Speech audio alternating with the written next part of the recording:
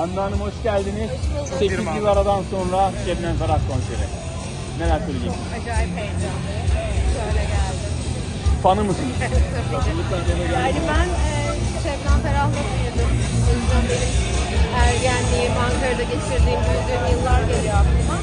Benim için aynı zamanda o günlere bir dönüş. Çok çok heyecanlıyım, çok mutluyum. Harika bir akşam bizi bekliyor En bence. sevdiğiniz şarkısı, albümü var mıdır? Valla hepsi, yani hiç öyle ayıramam. Hepsini çok çok seviyorum. Ezbere biliyorum. O yüzden de heyecanlıyım. Peki efendim, çok teşekkürler, çok sağ olun. Çok da şık gözüküyorsunuz. Çok mersi. Çok sağ olun.